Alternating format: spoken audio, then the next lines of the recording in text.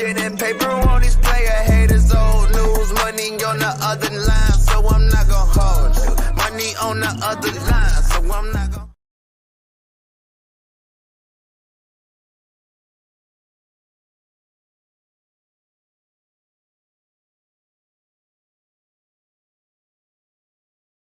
I'm muted. Here we go. Ladies and gentlemen, we are back. Season 4. For anybody who is just now pulling in, I have my phone on, not my phone, but I have my mic on mute first couple seconds. But we are back. We are live. It is season 4 of I'm Not Gonna Hold You. If you have paid attention to anything that we have been promoting over these last couple, last week, is we've got a full crew. I will bring in the crew in a minute, but I want to shout out, thank you everybody who is back joining me for another season of this ridiculous show that's going to get 30 times more ridiculous with the crew people I got. We're going to start off and tell y'all what we're going to, look over today, man. We got the rundown right here, supported as I am 100% fucking this up. Here we go. So we got and that's called then Dante over here laughing. Fuck it, we just gonna go live. What they say, we just gonna go live because the whole edit didn't work the way I thought it was gonna work out. But any fucking way. We got the whole gang in here. We got Dante Miles, we got Courtney Collabro, we've got Mikey Rivera, and we've got the homie JR Bang. What's going on, everybody? We solid, bro. Trying to do things out here. Beautiful day to be an Atlanta Braves fan. Shout out to Mikey. Okay. Yeah. I'm a transplant. And Scott, that's why I told your ass preseason matters, bro. Even when it comes to hosting a pod, you need the reps, B. You need the reps. Oh man, fuck you. Anyway, that's how we starting the show off.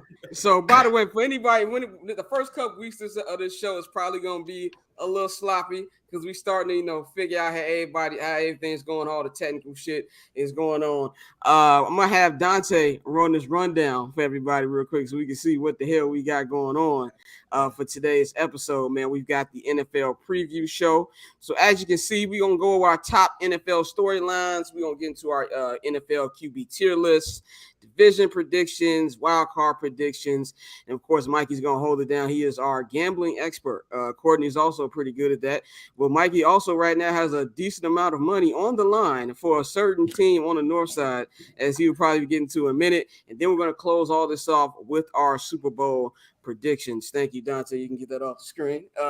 So basically, I just want to give everybody an intro, basically what you're gonna be expecting from the new and improved I'm Not Gonna Hold You. By the way, shout out to H&B Media TV. You will be watching this on there as soon as this is off. This will be uploaded to H&B Media TV, but we'll be streaming on Barbershop Network YouTube page. By the way, subscribe if you haven't. If you're watching on Twitter, we appreciate you, everybody out there watching. We will be going on Mondays and Fridays. Won't be any show this coming Monday because it's Labor Day, so niggas go out there, drink, eat, do whatever the fuck you do. We'll be back on the Friday, September 8th, getting you ready for week 1 of the NFL season. And then, of course, we'll be back on the Monday, September 11th, which will be our Monday show. So it'll be 2 times a week. The time will actually kind of be, we'll announce the time day of because everybody's schedule. We don't have a set time, but it will be in the afternoon. We're not going to go too late for everybody there on the East Coast, man. So, but how's everybody going? What's going on, y'all?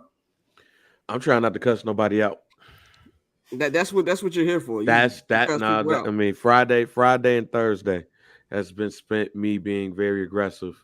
So I will not be very aggressive on this show today. We'll have a good time, and I'm just trying to get some money off this bet. I need it. I'm ready to go to Fort Worth and have a yeehaw good time. Oh man, I love Fort Worth. I've never done the whole Fort Worth stockyards. Oh, you haven't? Yeehaw. I've lived in Dallas for 3 years, never done it. So oh man, my ex-girlfriend took me on all that. Saw some Longhorns and shit. Yeah, I'm all about it. I packed up with cowboy boots. So yeah. Oh, so y'all think white people shit. So y'all basically. My ex was white. So there we go. I didn't know you dabbled in the snow. Oh yeah, I dabbled in the my brother. Wow.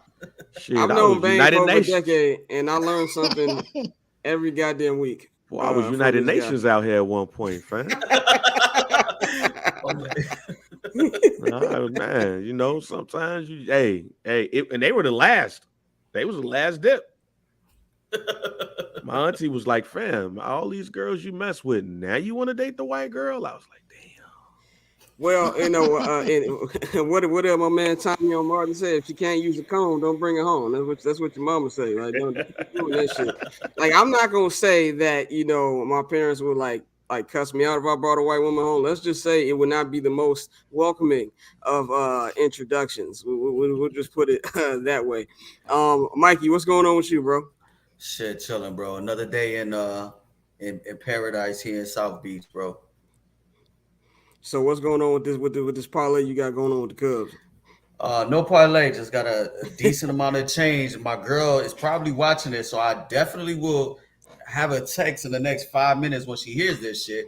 But I got a nice amount of money on the Cubs to win by 2 runs or more. You know what I'm saying? Like, if the White Sox gonna be ass, I might have to go to the North Side just to at least make some money. At least make some money. Anything else would be uncivilized. No, and to all y'all fucking Sox fans that are in my inbox and that are in my phone, my cousin JP will smack the shit out of you talking about, well, there's always the North Side you could root for. Shut the fuck up. Either the White Sox, or I'm taking my shit, or I'm taking my shit to another team. We going to the AL West with the Mariners. I'm a transplant Braves. I got some work in Atlanta. I'm riding with Dante.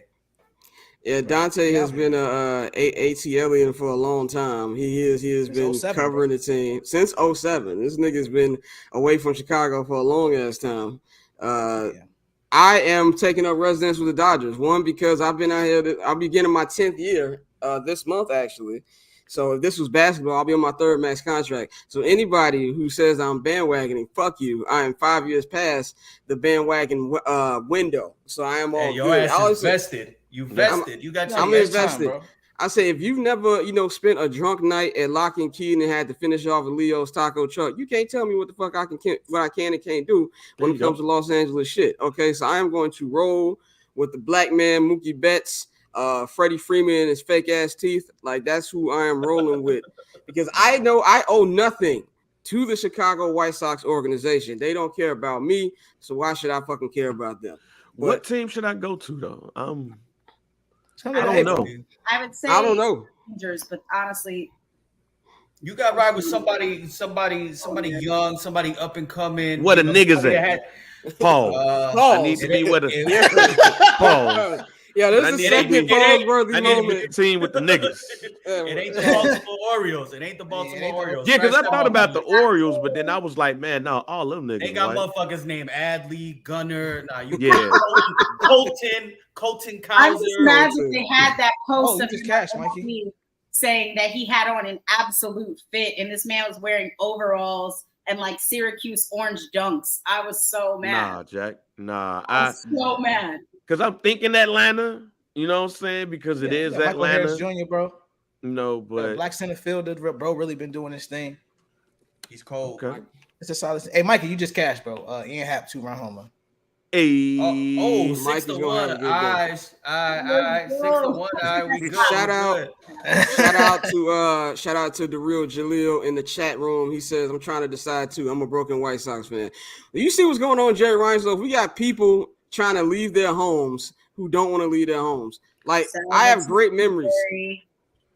And now I gotta go root for the fucking Dodgers, which is fun during the offseason, during the regular season. But then when October comes, I've been here for a long time. These motherfuckers with people in the building, because if I'm gonna treat the Lakers bubble, I'm gonna do the same thing with the Dodgers.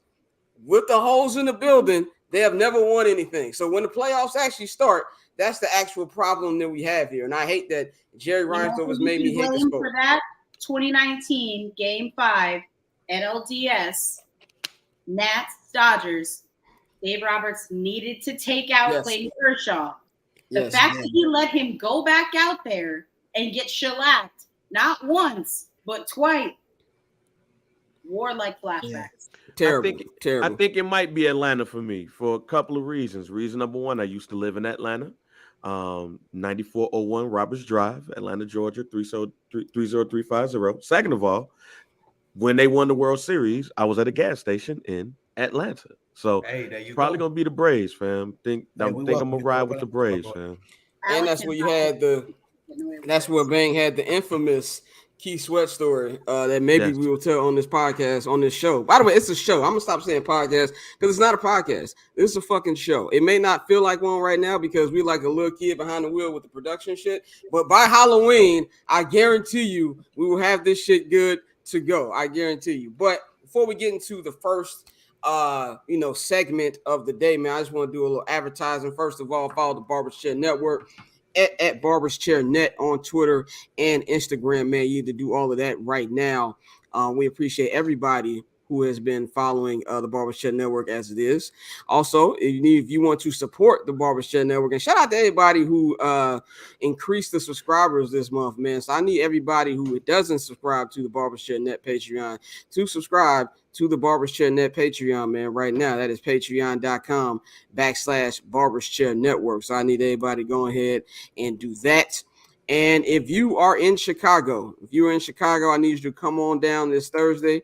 It is going to be the first event of the season for Barber's Chair Network and 79th and Hallis. It is the Bears kickoff party, and it will be at Haymarket Pub and Brewery. It is on 737 West Randolph Street. It will be from 5 to 10 p.m. Hosted by this man, JR Bang, and on the ones and twos will be the label. Come out. You can RSVP right now. Go to the bcnet.com. You can go over there. It's free entry. I know how niggas are, so sometimes y'all might just pull up, and that's fine. As long as you there, I don't give a shit. But if you want to put your name on the RSVP, go to the bcnet.com, click on the flyer, and it'll take you right there. We are having a raffle. It will be 3 different prizes. Third place winner will be getting a six pack of beer from Haymarket Pub and Brewery. Shout out to them. And if you are second place, you will get some 79th and Hallis t-shirts. So look out for that. But the number one gift is 2 tickets to a Chicago Bears game this season. And we will let you know exactly which game that will be at the event. So pull up. The tickets are the raffle tickets are $10 on the website, and at the event we'll still be promoted there. So you don't have to get it online, but do yourself a favor, get it before you do that. Come on out. We're going to have a good time. So I'm looking forward to seeing everybody there, man. But let's get into our first topic of the afternoon, man. With the NFL season going on, there's a lot of storylines. It's been a long-ass off-season. I feel like this one's been longer than usual because it's just like maybe because the White Sox have been bad, but I'm not going to harp on them as much as I probably could. But now it's back, and there's a whole bunch of storylines getting into this offseason. So number one, we're coming off the Kansas City Chiefs winning their second Super Bowl in the last 4 years after beating the Philadelphia Eagles this past February, man. And the question that's been going around are the Kansas City Chiefs a dynasty? And if not, will this year's championship make them a dynasty, man? Who wants to tackle this one first? No, they're not a dynasty yet, fam.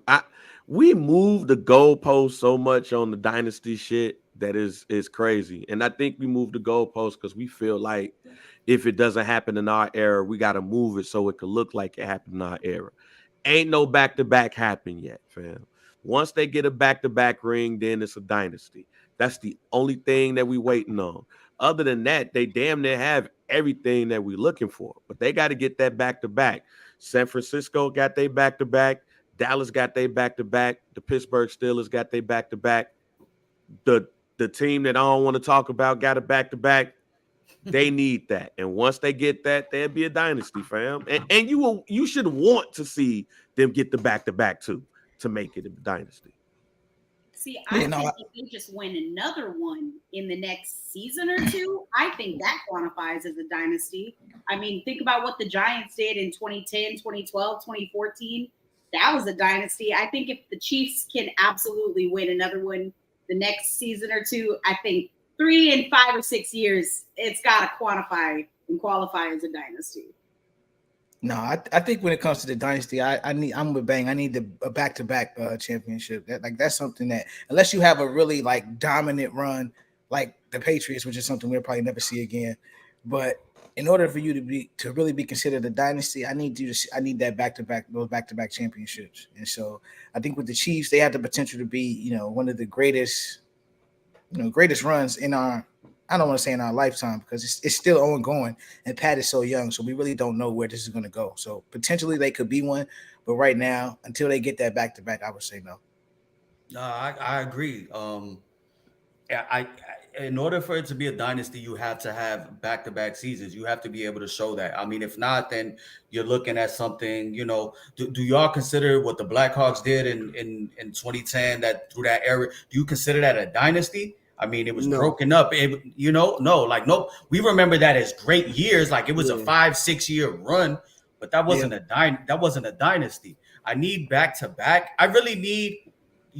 In order for me to consider something a dynasty, you need 3 championships in a 4-year window, with 2 of them having to be back to back. If you fuck up on the 3rd year, cool, we get it. Then you come back the next one. You know what I'm saying, and win it. So I agree. I mean, it's a high standard, but it has been accomplished before, and we can't lower it. Like Bang was saying, we can't lower the goalpost and move it back or move it forward. Just because we're thirsty to see that in this era. So I agree with y'all.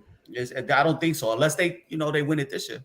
Now, Dynasty's supposed to be hard too. See, that's the thing. Very true. Yeah. Like this is supposed to be difficult. Like when you look at other sports, it's difficult. I don't give a damn who you playing. It's difficult to win 8 championships in a row.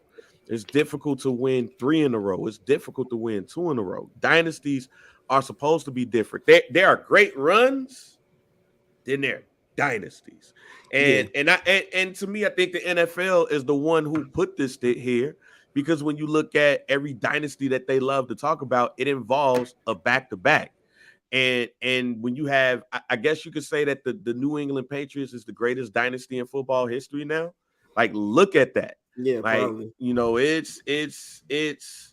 It's hard for me to not make that what it is because of what I've seen in now 41 years of living. Yeah, I think this the whole conversation about dynasty. It's kind of like Bang, we talked about on Summer Sessions not too long ago. People like crowning shit way too fucking early, and I think it's something that that, like you said, dynasty is supposed to be hard. This is something where it's not supposed to be everybody has one. And if you even look in basketball, everybody wants to give the Spurs a dynasty. The Spurs are a really good team. They had a great run. They are not a fucking dynasty. If you're champion, if you win a championship and you get knocked off the mountain every other year, that's not a dynasty. Like, you have to at least get one. If they'd have won in like 2004, the year that the Pistons won, that'd have been back-to-back shit. It would have been 3 people, 03, 04, 05.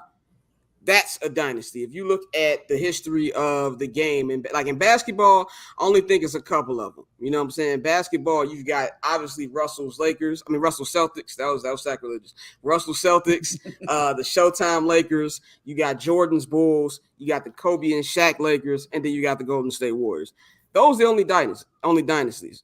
So with the NFL, it's the same thing. Like you said with the Blackhawks, we enjoyed the Blackhawks run. That ain't no damn dynasty. Shout out to Tim in the chat. He said the Blackhawks were absolutely a dynasty. He lost the wagon. That was Vancouver in 2011 and made it to the West Conference Finals in 2014. Could have easily won more. Bowman had trade away some good players. Hey. I'm gonna tell you what Leimert Park legend Moesha once said: almost doesn't count. Hey, man. Hey. Nice run. We was around here happy. Black folks was around here talking about some I love hockey, but it ain't no dynasty, fam. And it's a lot of ifs in that. Look, just if you want to blame somebody for it not being a dynasty, blame Bowman. All right, blame the Canucks. But it's not a dynasty, fam. It's a great almost run. Don't count, bro. Almost don't count, bro. If it was a fifth, we'd all be drunk. Was this far, honestly, for dynasties? I didn't realize that y'all were so united in your opposition to the Chiefs dynasty. I'm not even gonna lie. I thought I was gonna be the only one that was like, no, it's not a dynasty because the TV. I thought I was. I mean, it is a dynasty. Some solidarity in here. There was none of that. Now, and you know what though? I love the Chiefs and I love what they're doing. I just think that, and Scott said it. I think that people tend to move the goalposts because they want something in that era to say, like, this is it. Yeah. Like, fam, like. It's okay, man. Like when you look at the 70s in basketball, fam, the 70s in basketball almost don't even exist to niggas. Like it's 1981 and that's it. But when you go actually look at the 70s, look at those, ain't no dynasty that year. It was just a whole bunch of niggas winning. And you don't see nobody in the 70s trying to make a dynasty out of somebody. Like you don't see nobody in the 70s like, man, I don't know, man. The Milwaukee Bucks was kind of something. Like, nah, man. Like, it didn't hit like that. All of y'all was winning. Congratulations. Shouts out to the Washington Bullets. You know. Yeah. I think all of us being from Chicago play. I think all of us being from Chicago plays into it as well, because we saw 2 3-peats. Like, even though we were shorties when it happened, I think that's an undeniable dynasty. That's some shit where it's like, okay, there was no question about that team's dominance in that era. Like, they had 100%, they had position, but they, like I said, they went to 6 and they won 6. That's a dynasty. They're stamped. They're the gold standard. That's what a dynasty is to me. If not, then you just got a bunch of. You got a bunch of people, like the Dodgers, for example. Take, for example, the Dodgers. They're the gold standard. Are they building a dynasty? Yeah. Well, they won a Mickey Mouse World Series during the pandemic, but every other year it was short, So how can that be a dynasty? Hey, yo, what's the Mickey Mouse? What's the Mickey Mouse ring? I resent that. Hey, I mean, you know what it is. Ain't no fans, ain't no pressure. They had cardboards. They had cardboards of Scott over there in left center field. You know what I'm saying? Like, that ain't no real pressure. That ain't no real pressure. They piping in the crowd noise and stuff. Come on, it's different. It's different. This is the thing, man. This is the thing. It's like, you need the fans. Like, I hate when people say, and people think I'm just saying this because I'm anti-LeBron, which is not. I just said this don't matter who the fuck won. Yeah. The crowd matters. You had dudes who were like having career highs because there were nobody in the crowd. Hey, shouts out! Hey, don't you diss the GOAT TJ Warren like that? I see what's going on. What has TJ Warren done? TJ Warren is one of the greatest NBA players of all time, fam. To be on the injured reserve list. That man got his check and sat his ass down. The pandemic showed y'all, man. TJ Warren is one of the greatest NBA players of all time, fam. If it ain't no fans, if it's just us, we hooping in the intramural gym, come on, man, get TJ Warren a rock. I mean, I kind of just look at it as like, it's supposed to be distractions. It's supposed to be distractions. That's part of the playoffs. You know what I'm saying? Now, I'm not saying the Lakers wouldn't have won. They were a great team up until the actual shutdown. I remember actually that little, couple game thing where LeBron and them knocked off the Bucks. They knocked off the Clippers, and they knocked off somebody else right before the shutdown happened. So I'm not saying they wouldn't have won, but to act like that's not part of it is part of it. And that's the same thing with the Dodgers, and that's the same thing with all these other teams. It's like we're using too many excuses when it comes to these sports. And so when we come to the Chiefs, what they've done the last couple of years has been incredible. I don't think they're a dynasty yet. They win this year, they 100% will be. And that's back-to-back. That's 3 out of 4 or 5 years right now. And that's something where we haven't seen that since the Patriots. And I'm talking about the first Patriot team that actually repeated, the Teddy Bruschi, all of them guys. That's the standard right there that for me is a dynasty. You can have great teams, but to use that actual word, and you got to do a little bit more in my opinion. So, but we can talk about that forever, man. Let's talk about, rookie QB starters, man. We got a lot of rookies out here starting. Shout out to Matt Nagy, who thought that Justin could learn behind Andy Dalton. But we got CJ Stroud over there in Houston. He's going to be the starter for the Texans this season. Anthony Richardson has not only been the starter, he's been named one of the captains for the Indianapolis Colts. And of course, in Carolina, it is the number 1 draft pick, Bryce Young, as the the starting quarterback over there in Carolina, man. Mikey, what do you think about this just throwing them out into the fire? I'm actually kind of loving it because this is how everything is right now in society. It's a microwave era. We want instant success. We want an instant return on our investment. I mean, all of those teams, the Panthers, the Colts, and the Texans, they all gave up something to acquire those quarterbacks. I mean, you have to see what they got now. I mean, it's something that we're going to get into, eventually, in this pod and in the weeks to come when we talk about Justin Fields. But you don't get, you get up to year 3 in your rookie contract before they need to decide if you're the guy or not, or if we got to start making adjustments. So why waste time? If, in the case of the Panthers and in the case of the Texans, more than likely they're going to be asked and probably in the top 10 next year in next year's draft, just because of the parts around them, similar to what we saw in Chicago last year.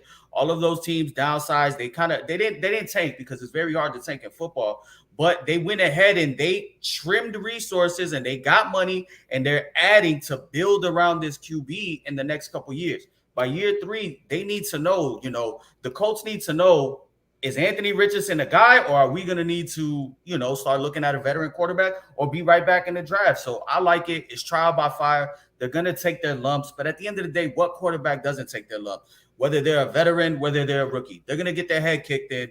And the only way you learn and you get better is by playing. Yeah, Year one, decent. Year 2, you decent. Year 3, oh no, you hella decent. That's the conversation right there. If by year 3 you like, man, dude, decent, but you got to start asking questions, man. And to your point about that tanking, and the Arizona Cardinals want to have a conversation about that. They're about to set the new standard about tanking right there in Arizona because they tanking for Caleb Williams. So, hey, look, when it comes to Phoenix or Arizona, whatever, they're about to set the new standard. But with that new standard, look at the contract that Kyler Murray just got. Mm-hmm. And you can't find yourself even in that situation. So it's a gift and a curse to all of this because Kyler Murray ended up being what they thought was going to be the guy. And then he ended up tearing his ACL, but he really is the person that does it with his legs. And he ain't really going to have that all year.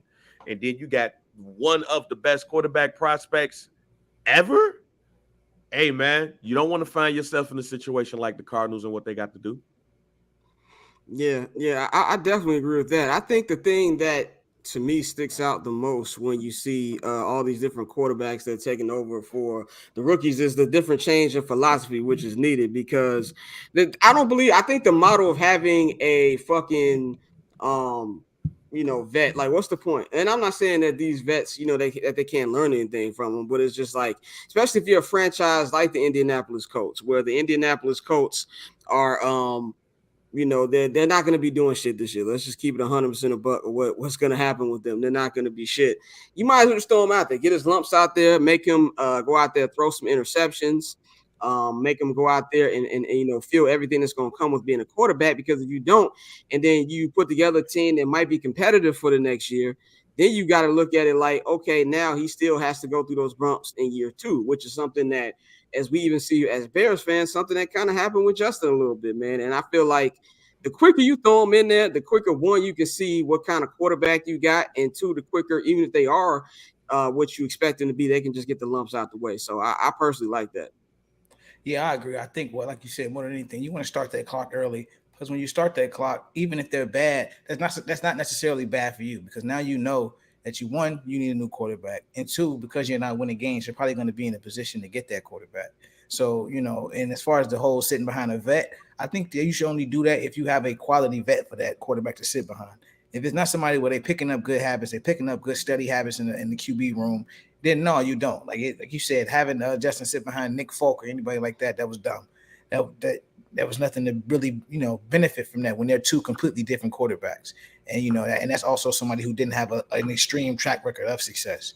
So I think starting that clock, that's what we're going to keep seeing. I think it started in our era really with, Andrew. I want to say Andrew Luck was the first quarterback that they really drafted to just throw him in there. Like, we're not doing none of this sitting, because that was even, with Aaron Rodgers sitting behind Brett Favre. Yeah, y'all era, because they threw Peyton Manning ass out there. They threw Peyton Manning out there to sink or swim. He got killed that first year, man. He was taking an Andrew Luck type of beating. Yeah, and throwing hella picks. Yeah, but I think those anomalies, like players who like just went right in there, that's what really changed the mode, because that was never the case traditionally. But when you had those guys who it's pretty much like if you had the talent, you got the talent, like. And so we're gonna find out. And so you had guys like Peyton, who he set the rookie interception record, but then you saw year 2, year 3 how he just completely changed the way he was as a player. So like at the end of the day, you got to put him out there. No, I get it, because if my bad, but if Nathan Peterman is the quarterback with Justin Fields, what the fuck is Justin Fields gonna learn from Nathan Peterman? What the fuck can he teach? You know what I'm saying? Like, let's be real. Like, you gave up all this to go and get that quarterback, and you got Nathan Peterman standing there with his big ass head and a clipboard. Like, that's what he's supposed to teach Justin Fields? Come on, man. Justin Fields got more talent in his pinky than Nathan Peterman. Nathan Peterman is like so bad they make you think maybe I can play quarterback. Like that's how bad he is. Like he must be a really nice guy because when he didn't make the roster and then Ryan Poles came out like, yeah, we really hope we can add him to the practice squad. Like, what do you mean? It's not going to be a bidding war for this dude. Like he will be there. Like there's no way about it. No way around it. Courtney, what do you think about the new influx of young talent just coming out the gate with it? I mean, well, first things first, Roll Tide. I'm an NFC South girl, you know that. So I hope that Bryce Young thrives just from a personal perspective, but maybe not too much. Maybe don't fly too close to the sun. I do feel really bad for Anthony Richardson, though. I don't know if y'all heard the Colts GM talk about trying to be, kind of sneaky, passive aggressive when somebody asked him if they thought that Jonathan Taylor not playing, not starting the season with Anthony Richardson would hinder his growth. And he made the comment something along the lines of, oh, well, did it interfere or hinder Andrew Luck's growth? And we all just collectively sighed, right? Because we watched it happen. Andrew Luck was, 29, 30 when he retired? Yeah. Like, it's not a good look. They say that the definition of insanity is doing the same thing over and over again and expecting different results. We've watched how many different Colts QBs go through this same sort of just stunted. They're like the Angels of the NFL. They're the Angels of the NFL. It's awful. You never want to be compared to the Anaheim Angels of anything. Shout out my homie Damien if he is listening to this or watching this. I apologize. And this comes from a White Sox fan. You know how bad you got to be for a White Sox fan to feel bad for you? Wait a minute, he's a fan of the Los Angeles Angels of Anaheim? The only Angels fan I've ever met in my life. The only Angels fan I ever met. And this is the thing too, which is crazy to me, on purpose. And what is crazy to me is he first of all, they shouldn't be called Los Angeles Angels of Anaheim. Let's be very clear about that. These motherfuckers are in Orange County. All right. Yeah. It is a 45-minute. Yeah, it's a 45-minute ride if okay traffic to Los Angeles County. So he used to stay in Long Beach. It's like 20 minutes from Long Beach. So that's why he started watching them. And they don't give a fuck, man. He ain't have WGN. He ain't have WGN. If you would have said, hey, look, he like Angels in the outfield, then I would have been like, you know what? That's dope. But you didn't say that. You just said this man lived 20 minutes away. You know what? Nah, Jack, that's not a good reason to be a fan of that franchise. Hey, fam. On purpose. On purpose. Who do There's that? 2 baseball teams in like a 20 square mile, and you choose them. And they call it the freeway series. Like that's a long ass freeway. To the freeway Rick Ross series. Because nigga, that's if you're going for that team, you on cocaine. That's an hour and a half, bro. If you taking the freeway from fucking Anaheim to motherfucking Dodger Stadium, that's at least an hour and a half. Like easily in okay traffic, man. But let's move on to our third storyline before we get into our nice little QB tiers, man. I want to talk about the slow death of the running back. We saw everything that happened this offseason. Saquon took forever to get his deal, which really wasn't that good. Josh Jacobs held out for a long time. Jonathan Taylor's being held hostage by that coke addict in Indianapolis. There's a lot of things going on, and I'm gonna get a spotlight to Mikey on this one, man. Mikey, what's your take on these running backs, dog? I mean, sadly, I agree with the way the model has gone in the NFL as far as it comes to drafting a running back, running him into the ground as a rookie. Once his rookie contract is up, drafting another one. But I think it's just because of how the game has gone, as the majority of the league has gone to this spread offense and to, utilizing the running backs more as pass catchers. It's just their value is kind of, it is what it is. They have a shelf life of 3 years and then that's it. I mean, what really burned the running backs, honestly, is the Ezekiel Elliott contract, because he did not live up to that contract that Jerry Jones gave him, and everybody in the league saw that. And a lot of these owners, for as much shit as they give Jerry Jones, they listen to him. He walks into those meetings and he's the big boss. So he got burned by the Ezekiel Elliott contract, and They said nope, not no more. I mean, look at the Ty Gurley contract. Nope, not no more. What's the point? What's the point if the Bears drafted David Montgomery in, I believe, the 3rd or the 4th round, correct? Yeah, I think Solid. like a 3rd or 4th round. Right, 3rd or 4th round pick. Solid. Run them, nice, workhorse, boom, show up. Well, what else do? They draft a running back in the 5th round. Go back to before that. The running back before that was Jordan Howard, drafted in the 5th round. Use him. They let him go to Philly, out of the league immediately after about 2 years. So that's just the way the league is going. I mean, wide receivers are the new running backs. To back what it was in the 90s, how everybody wanted a running back, the wide receivers are that now. Yeah, and I think on top of that, when you look at a lot of schemes, when they started to go to the Thunder and Lightning and the 2 running back system, that made a lot of coaches realize, wait a minute, we don't have to, run like the bulk of the carries through one guy if I got 2 guys. And with running back being such a premier position for athletes, you're always going to have a running back. So there's always going to be kids coming up that want to play running back, that want to be that next guy. And so when you look at the schemes these days, like you said, pass catching is a big asset now. But even if you're just strictly a running back, like a David Montgomery, who was, he was pretty solid between the tackles.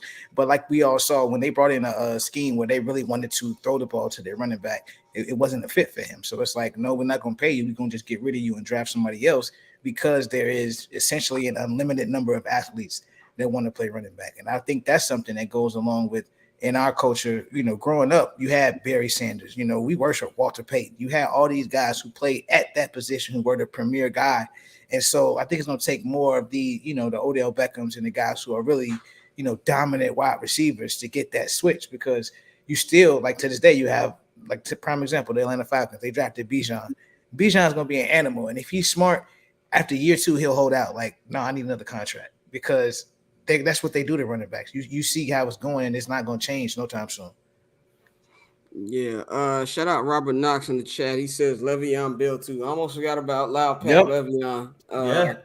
I almost forgot about Buddy. I mean, it, like you said, Mike. I think you hit the nail on the head, man. It's fucked up, but in the words of Avon Barksdale, dog, the game is the game, and that's just really how the game is right now. There's no point of giving max money to running back, no matter how good they are, whether it's a Dalvin Cook in the good season that he had with the Vikings the last couple of years. It's just no point of just giving them that money, in my personal opinion. Well, you know what? I disagree to a point.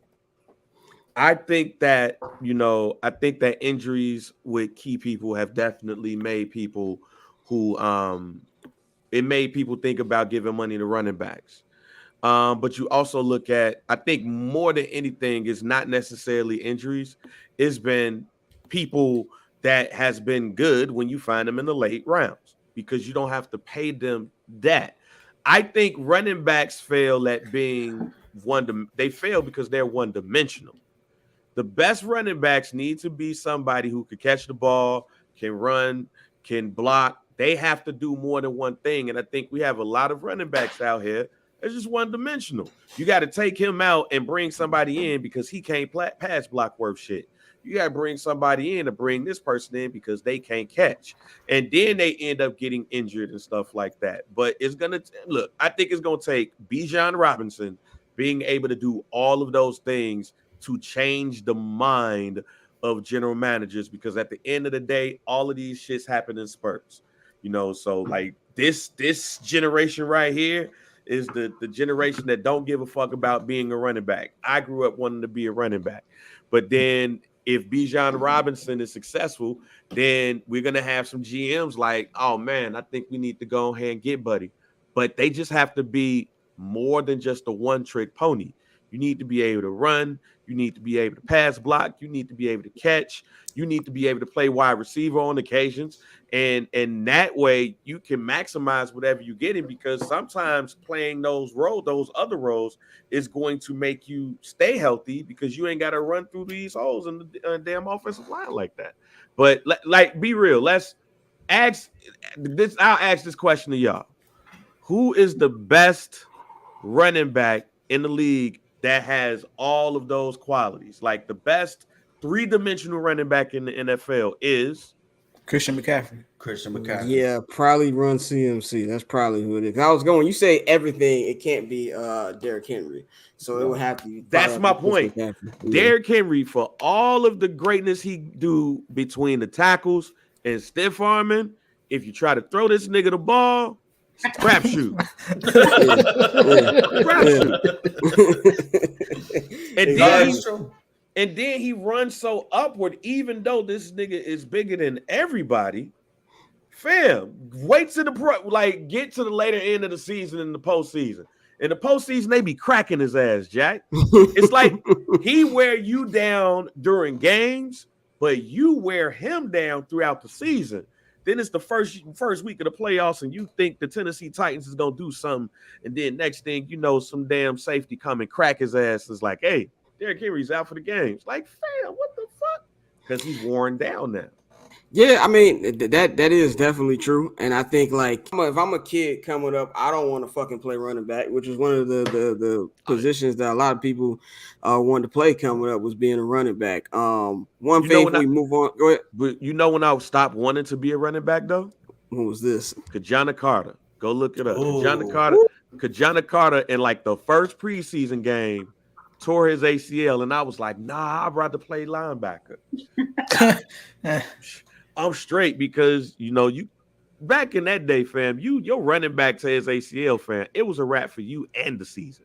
Yeah. Like, I'm talking about the team. Like, Cincinnati was in that bitch like crying. Like, fuck, it's over. I'ma just leave y'all with this. There hasn't been a Pro Bowl running back on a Super Bowl winning team since Marshawn did it with the Legion of Boom and Seattle in 2013. If y'all even want to raise the standards more, there hasn't been an all-pro running back to win a Super Bowl since Marshall Faulk. So let's be real. It takes like they said it takes a village. There hasn't been a team to win a Super Bowl with the focus of the offense being a running back. And that's just what it is. You need 2 to 3 guys. Look at last year, man. They had Isaiah Pacheco, bro. I swear that I don't know what he was on, what his parents put in his food and his maduros and his plátano maduros. That shit had to have a little crack, because that is one hype ass Dominican. Folks be out there looking crazy, running through walls. But that is a 5th, 6th round pick from Rutgers. You know what I'm saying? And now he's the starting as a rookie, and they won a Super Bowl. He's getting meaningful carries in the Super Bowl. Like, that's what it is. It's just rinse and repeat. Next man up mindset. I definitely agree with that one, man. And speaking of, things that'll help you win a championship, let's talk about quarterbacks. Let's get into the quarterback position in the NFL, which, of course, everybody know is the most important position in the NFL, man. So what I'm going to do is I'm going to name basically all of the starting quarterbacks in the NFL right now, and we're going to pretty much break them up into tiers. And so the different tiers that I have on here is elite. Elite is the number one. That's basically the Patrick Mahomes tier. We've got decent, we've got mid, and we've got Huff. So that's how we're going to go over all these guys and pretty much, what we think we're going to place them at. So as I am trying to bring this list up right here, let's just start with obviously Patrick Mahomes. Let's obviously start with Pat. Pat is definitely number one. Does anybody agree with him being in the elite segment here? I think that goes without saying, yeah. You might as well name that motherfucker the Patrick Mahomes tier. Like, yeah, exactly. The Patrick Mahomes era is what we gonna call that shit, man. So, all right. So basically, the first quarterback we got off here, something that I've been criticized for is my criticism of this man right here, Mr. Lamar Jackson. Where do you put Lamar Jackson in your QB tier? He's elite. I think anytime you change the game in the way that Lamar does, I got to put you in the elite category. There are not too many people behind center that can do what he does on a consistent basis. And I know that people talked about the injuries over the last 2 years, but last year that was a business decision. So I don't count that at all as him not being able to play. He was like, I'm not about to risk myself when you guys won't give me my guaranteed bread. So Lamar's elite, 100%. I agree with that. I can't dispute that. He's one of the few dual threat quarterbacks that I can absolutely say, yeah, he's elite. So now, what's the tiers again? So the tiers right now is elite. There's decent, and what I mean by decent is different levels of Chicago decent, but like the highest decent, but before we get to great decent. That's what I mean hella by decent. Hella decent, right? Hella decent, hella decent, mid, and then Huff. So where would you put Lamar Jackson? This year, he hella decent. He can get back into that elite status, but nah, he hella decent for me right now. Okay. No, I agree. Yeah, hella decent. Just off the strength that we ain't seen him basically in a season, a half, a little bit more than half a season. I'm putting him in hella decent too, because like I've always said on anything barbershop, besides the fact that it's been chopped up and presented as something that I do not say, I think he's in hella decent. I think that I want to see more from the throwing. Now, it has not all 100% been Lamar's problem, obviously. He's had some of the worst offensive coordinators that I can remember out there. Greg Roman was god-awful, and they didn't have any fucking wide receivers. Like, if you got Rancho Cucamonga Brown is your best option at wide receiver. Like, you shouldn't be like, it's hard to grade somebody. Like, he doesn't deserve to have the name Hollywood Brown. Even though I know he's talking about Hollywood, Florida, I don't give a damn. Like, he has not earned that name. You couldn't name this nigga Tallahassee or some shit. No, Rancho Cucamonga Brown. He's right over there, right next to the Lakers training facility. That's where he is at. Opalaka Brown or some shit. Or St. Lucie Brown. Right. No, man, that's disrespectful to people who actually like live over there, man. Like, when have you ever seen Rancho Cucamonga outside of next Friday? Like, never. Like, so that's why I'm putting him on this. I got him in hella decent. So, anyway, let's go on to Joshua Allen. I was not a fan of this guy when he first came into the league. I have thoughts. Go ahead. What's your thoughts on Mr. Allen? Okay, now, full disclosure, fantastic fantasy quarterback, okay? I will give him, he's done the best with what he has. That being said, when are we going to have a discussion? Back-to-back losses to Kansas City, lost to was it Cincinnati last year? When are we gonna have the smoke for Buffalo? We hype them up every single year, we talk them up every single year, and yet they consistently underperform, losing in the divisional round. When are we gonna have that discussion about that organization and maybe about Joshua Allen? I've been waiting for it. I mean, am I off base here? No, you're not off base. Not at all. He's getting a free pass for all of his bullshit for being a taller Jay Cutler. That's just what it is. He's just a taller Jay Cutler. He's the Alex Caruso, 6'8" Jay Cutler. That's what he is. You know what I'm saying? Because he be out there tweaking. Stephon Diggs wants to smack his ass at least 5 times during the game. And I understand. And it's I think a lot of people are cutting Josh Allen some slack because he took such a large step, like after year 2. Because I don't know if y'all remember that rookie year in against the Texans, he had some of the most outrageously stupid fucking decisions ever where he tried to flip it, the forward pass, like. His IQ is crazy. That might be another crack baby, or what's big in the white community? Methamphetamine or something. That might be a meth baby. But I agree. He's in the hella decent just because of the stats he puts up. I would say, but he got some pressure on him this season for sure. For sure, he's got to have the most, in my opinion. He's got to be under the most pressure because every single other team around you in your division has gotten better. And yet, I mean, respectfully, no offense, Gabe Davis, he's still up there, like their running back court. I'm just saying, I feel like they're missing a lot of pieces. And maybe that's also a problem that they would need to address moving forward.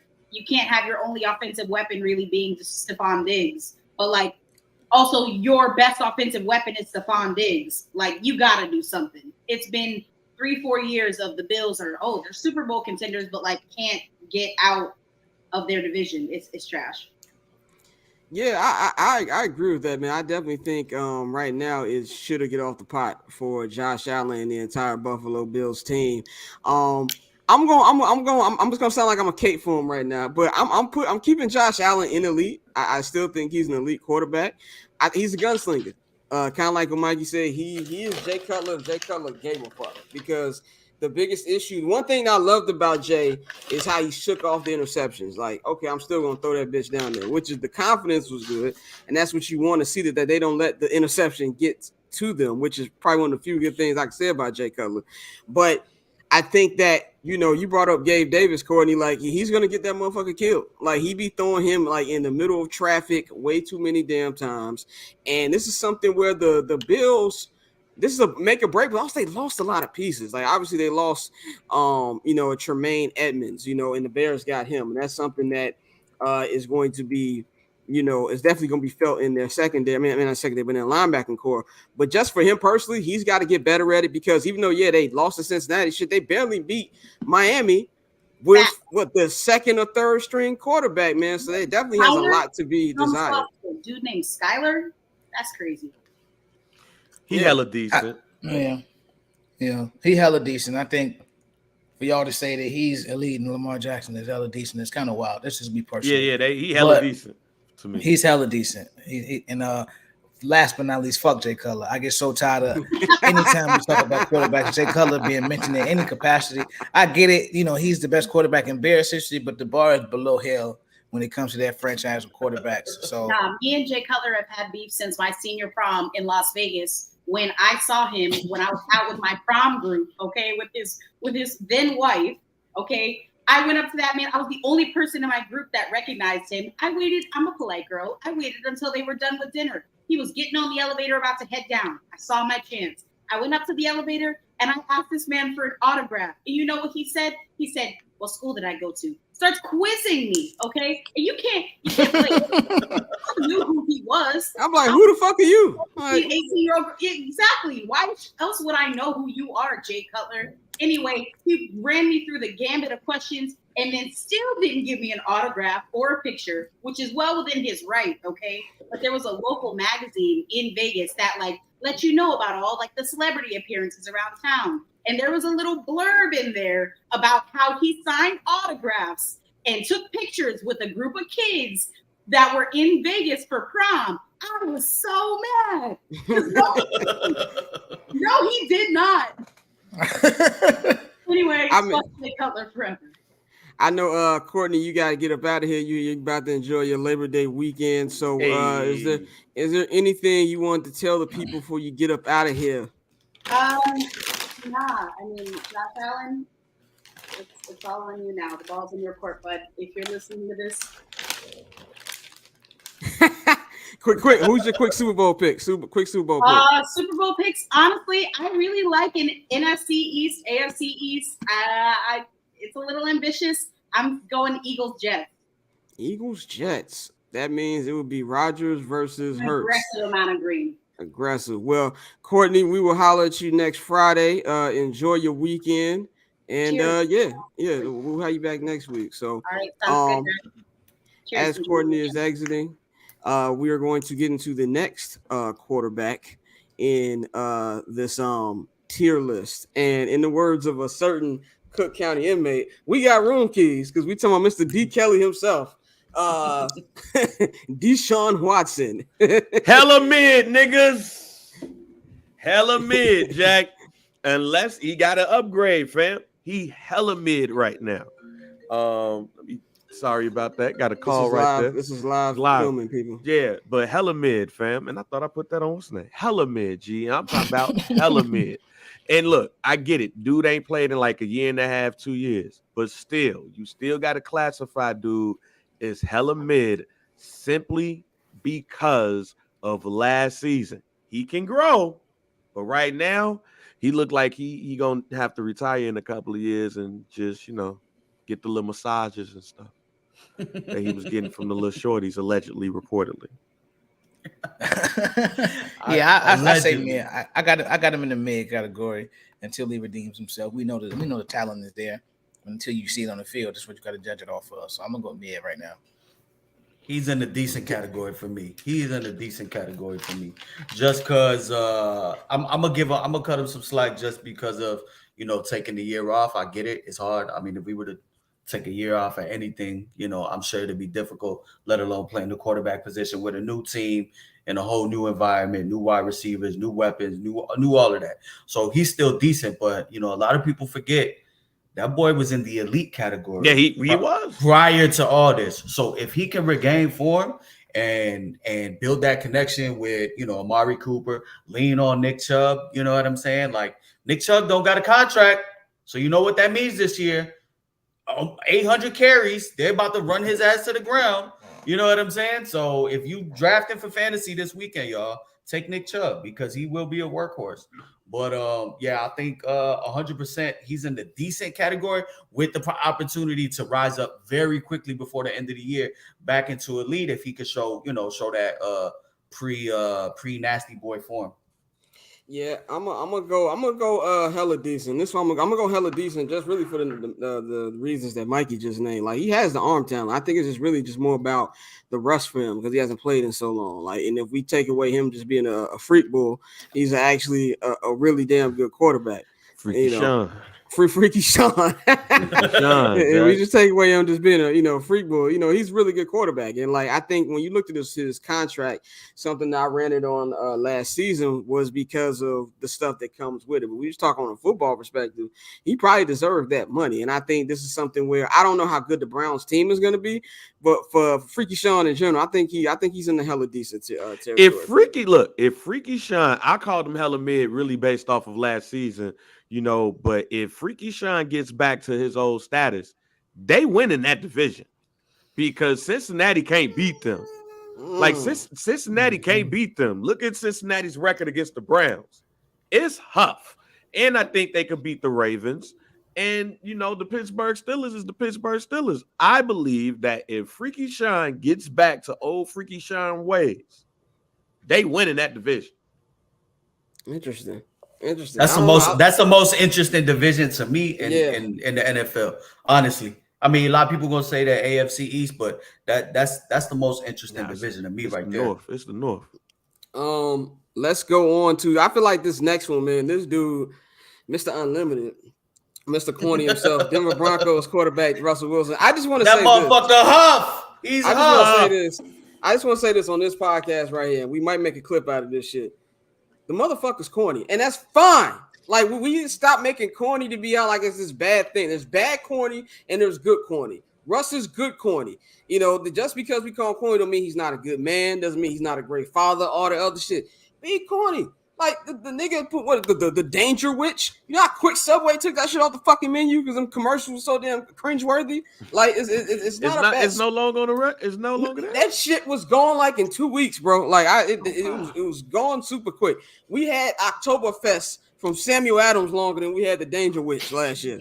It's gone. So it's like when we say things about Russ, he's not a bad guy. Like Steph Curry's corny, but he's corny for him. Like it's different kind of cornies, man. But as far as on the football side, man, he went from being in hella decent to I think he's mid teetering on huff.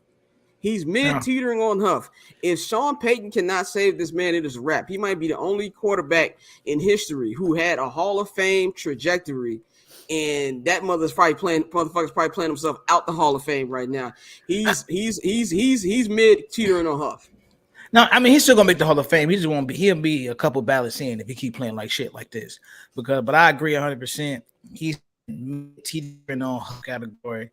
But some of the shit you saw last year was some of the worst quarterback that we've seen from Russ ever. Like it's bad, bro.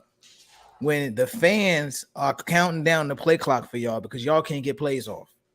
And that happened multiple times in Denver last season. So I think Sean Payton is one of the most overrated coaches in the history of the NFL. But I do think, he has a knack for offense. So I think if anybody can redeem him. I'm glad you said that. I get so like when he was talking about Nathaniel Hackett like that, I was like, bro, like I don't really understand who you think you are. And like, if you watch Hard Knocks, Nathaniel Hackett like he a cool nigga, man. Like why are we sending shots at this dude? Outside of that Katrina Super Bowl, like Katrina Super Bowl. We're not really checking for bro like that. But but if there's anybody who can, design an offense around Russell Wilson's strengths, it is Sean Payton. So, I expect to see a lot of them in, the quick passes and, the pass to the running back. He's not going to take too many deep shots down the field, even though Russ, when he was in his prime, when he was in Seattle, one of the things he was known for was that touch on the deep ball, the 20, 30-yard bad, dropping it in the bucket. That moon ball, yeah. That shit would go all the way up. But them shits is ducks now. So it's gonna take a lot. They said he played through injury, the rotator. I think it was a labrum or a rotator cuff, something like that. So we're gonna see. But right now you got to put him squarely in that mid conversation. And if he has another year like that, he's huff. I got him in the huff. Listen, everybody sees Tom Brady. They saw Peyton Manning. They saw people in that back end of their 30s. You know what I'm saying? Being successful. Russ is in the middle. He's, what he say? 33, 34. This shit started all to go downhill when he was talking about, I'm going to play till I'm 40. Until I'm 40 something. First off, you're not built like that. You're a smaller tier quarterback. You get hit a lot. You know what I'm saying? And you like to sometimes you have more legs than a Tom Brady or a Peyton Manning does. So you make yourself a little bit more vulnerable. All of this shit started to go downhill once he started, he started to peel back the layers on how corny and how full of himself he really is. But I got him in the huff category. The shit we saw last year was downright it was shocking. Atrocious. It was atrocious. It was probably one of the most shocking things to come of the season. How bad he looked. I mean, Jerry Jeudy is hurt again. It's another day that ends in Y. Jerry Judy's hurt. I mean, Javonte Williams is hurt. You're installing a new system. You got a new quarterback. Sean Payton's coming in on that authoritative, mindset, and we don't know how they're gonna react to that. I don't know if he likes to be coached like that. If we go back in the history of everything that has come out from all of those Seattle Seahawks greats, they said he was pussy. They said that he, that Pete Carroll would have to tell them lighten up on him. So, clearly Sean Payton's coaching style and how he's handling that room is not going to be, I don't think it's going to be conducive to a good functioning relationship. And that's just not even mentioning his play, It's just everything from decision-making to his arm strength. Everything seems to have gone down. Hey, real quick, man, that's black folks' fault. Russell Wilson is black folks' fault. When Russell Wilson was with the white woman, right? When he was with the white woman, he was lame and all that stuff. He divorces or breaks up with the white woman. He gets a bad black woman in Sierra. She starts filling his head up with all of that. Then all of a sudden we start messing with Russ because Russ dumped the white woman to not only get a black woman to get Sierra. And then, he let Russ cook and all of that. She want to be in different places. She don't want to be in Seattle. So he yeah. It's black folks' fault, man, because we big that man head up. His ass ended up going to Denver, and Pete Carroll was probably like, look, I was trying to tell these folks that he ain't as good as y'all thought he was. We was masking a lot of that stuff because Geno Smith gets into the same damn offense, and not only was he cooking, people are talking about that he's an MVP candidate for this year. So I'm going to put him in not only the hella huff category. I am so thankful that the Chicago Bears was not able to trade for that man because golly. Oh man, we're gonna do speed round with somebody with those quarterbacks. It's Labor Day weekend, man. People got plans. Not me. I have nothing to do. But Mikey has some shit to do. But we're just gonna go speed round, man. Of course, Joe Burrow. I think we can all agree. Joe Burrow's elite. He's elite. There's only two elite quarterbacks to me: Mahomes and Burrow. I'll fuck a nigga up behind Joe Burrow. Now rookie quarterbacks. Let's just really put what we think they're gonna be. So CJ Stroud. I believe CJ Stroud is going to be hella decent. Yeah, he's going to be hella decent. This season? Oh, no, eventually. But this year he's going to be this season. Oh, this year he's going to be hella mid. Okay. Yeah, he'll be mid this season. Mid for a rookie is cool though. We okay with that. Especially with the Texans. Yeah. Right. He gonna be mid. I think he's gonna be Huff. I don't know one Texan wide receiver. Nico Hollins, man. Nico Collins. Nico, Tank Dell. All Huff though, but yeah. I was gonna do the Snoop. Who? I don't know who these guys are. I'm sorry. So I'm gonna put him in the Huff for this year. And Anthony Richardson. I just want to say this. Not only do I think he's gonna be Huff this year, I think this nigga just gonna be Huff. Like I'm sorry. That's just where I'm at with Anthony Richardson. I think he's going to be high mid though. I'm drinking the Kool-Aid, fam. I think he's gonna be decent. I think he has the right coaching staff with him to make him hella mid. And I think as long as he's around this coaching staff who had Jalen Hurts, I think he's gonna be okay. I think coaching is gonna big him up. Yeah, I think he's gonna be mid. He's gonna be mid, but like the good mid that old head spoke, not like this reefer. Yeah, he's reefer. He's reefer. He's gonna be okay. But I think he'll stink it up this year, especially without having Jonathan Taylor. I think it's gonna hurt a lot. And taking an all-pro running back away from a rookie, giving him that safety net. But I think overall, his work ethic and like with all the tools he has, because like you said, we've seen some of this shit. He's no Jamarcus Russell. He's in shape. He's in the gym. He's actually putting in work. Him being named the captain by the coaching staff says a lot to me in his rookie season. And he rapping. Yeah, and he rapping. He already decent off that. As long as he don't pull a Miles Bridges, we good. Like, as long as he don't do that, we are all right. So I think he gonna end up being a quality mid. I'm gonna keep it a buck. I'm drinking the Kool-Aid. I think he's gonna be decent this year. Because all things considering, who he got around him and the lack of, talent, they're taking away from Jonathan Taylor, but they still believe in him.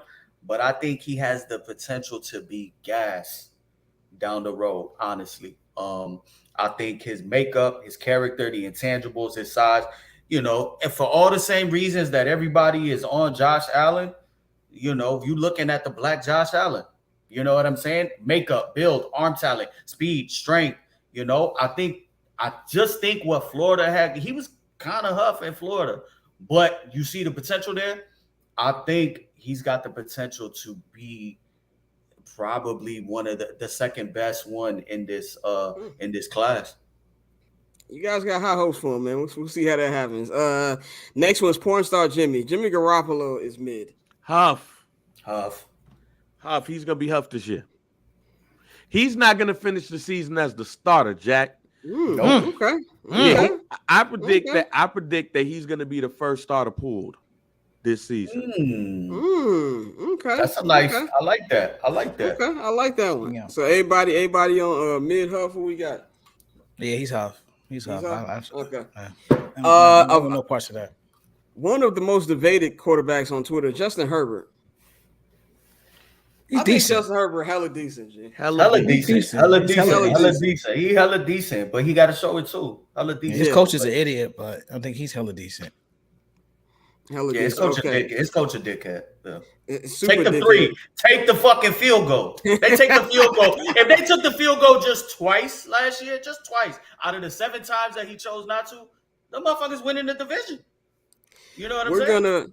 We're gonna take a little break from the QBT. We're gonna come right back to this, but I want to get to Mikey's gambling picks, man. So, Mikey, man, tell us what you got as far as the different tiers of not tiers, but like what exactly people should be looking for on a gambling tip with MVP and Super Bowl.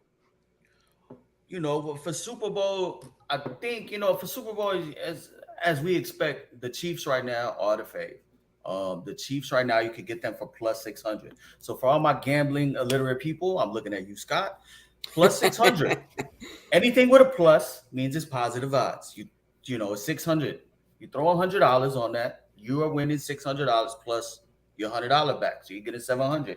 If you're plus 1,000, like the 49ers are, you throw the 100, you're winning 1,000, and you're getting your 100 back. So, I really like to look at value. I like to look at strength of schedule. I also like to look at the teams that are built like stout on the lines, because at the end of the day, you got to be able to play football in any type of weather. You got to be able to play December football. You got to be able to go on the road. You got to be able to hold it down at home. So right now, just to give you the 5 favorites, it's going to be the Chiefs are the number 1 favorite at plus 600. We got the Eagles at plus 650. You got the Bills, who are the 3rd favorite to win it all, at plus 900. You got the Niners at plus 1,000 with Brock Purdy, and then you got the Bengals at plus 1,100. So, I mean, who are some teams for y'all that y'all think realistically that you think could win the Super Bowl this year? And I'll give you their odds, and you tell me if you like. I think that the Chiefs should be number 1, correct? They are number 1. But see, for me, I don't like the Chiefs this year. Obviously, I don't know. I got to see it again, but I know last year they cut Tyreek Hill. They went ahead and won it. Then this year, they downsized again. You lose Juju Smith-Schuster. If you look at their wide receiver depth chart, clearly on their offensive side of the ball, Travis Kelce is quote unquote wide receiver 1, but the lining up as number 1 wide receiver is Kadarius Toney. After that is Sky Moore. So do you trust long term like that receiving core? I mean, I trust 15. That's pretty much where my trust lays at. I mean, yeah, it is you bring up good points, and the AFC is really stacked. The question I got for you is, outside of the Eagles, like, who's like the highest, NFC team in Vegas outside of so it'll be the Niners, and then so the 3 in the NFC will be the Eagles, the Niners, and then it's the Cowboys, surprisingly. And then after that, you get a flurry of AFC teams, and the next favorite for the NFC is going to be the Lions at plus 2,200. Now, if y'all are drinking the Lions Kool-Aid, which I am not. I don't get it. Yeah. They're plus 2,200, right? They're plus 2,200. $100 and wins you $2,200. Honestly, for me, what I like, and this is just how I've been looking at it and kind of looking at how things are going to play out. I really like the Ravens to win the Super Bowl at plus 1,800. I was just about to ask you about the Ravens because that's a team like the Ravens looking like. I think we talked about that AFC North, and it's another black and blue division. Yeah, it's a black and blue division. But we know with the style of play, they're gonna run the ball. They're gonna play tough ass defense. Lamar can't play in the cold. It is just, can Lamar, once it comes January, turn the clock in the passing game? But I think a lot of people are sleeping on the Ravens. They got a healthy J.K. Dobbins. They got a healthy Lamar back. You add Odell. You got Zay Flowers. You got Mark Andrews. Offensively, this might be one of the best years we see offensively from the Ravens. So I like them at plus 1,800. I'm going to sprinkle a little something on them. Probably love $50 on them. I might spread it out. But for sure in the AFC, I'm taking the Ravens. And in the NFC, honestly, man, I kind of like the Saints. You like the Saints? I like the Saints just off of the pure value. Okay. They play. They're plus 3,000. You throw $100, that's 3 racks. They play in the worst division in the NFC. They also match up this year their schedule with the worst division in the AFC, which is the AFC South. So they're going to stack up some wins, and this might be one of those teams come December where, because their schedule was so light, we might be looking at them like, damn, these motherfuckers are in contention for a 1 seed. Yeah.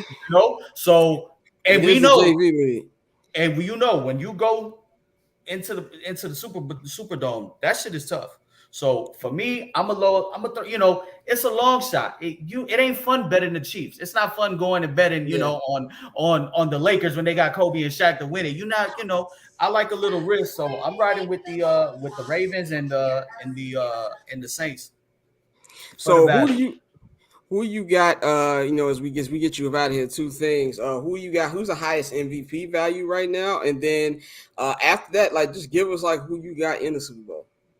Oh no, for sure. So for the highest MVP value, it's a quarterback league. That's Pat right now. He's a favorite, plus 600. You got Burrow. You got all the quarterbacks basically for the first 10 options. You got Mahomes at plus 600, Burrow at plus 750, Allen, Hurts, Herbert, I'm riding with Lamar. If I said that I like the Ravens to come out the AFC, I'm riding with Lamar to have a big bounce back year. He's plus 1,500. I think he's going to kill it in the passing game. They got a new offensive coordinator. So, they got Todd Monk in there. So, they sent Greg Roman to hell. So I think they're going to make an emphasis on throwing the ball. And then his legs are still his legs. So, I'm riding with Lamar to win the MVP at plus 1,800, plus 1,500. My bad. We'll get your division picks next week when we're on the show. But just tell us real quick, who you got in the Super Bowl, man?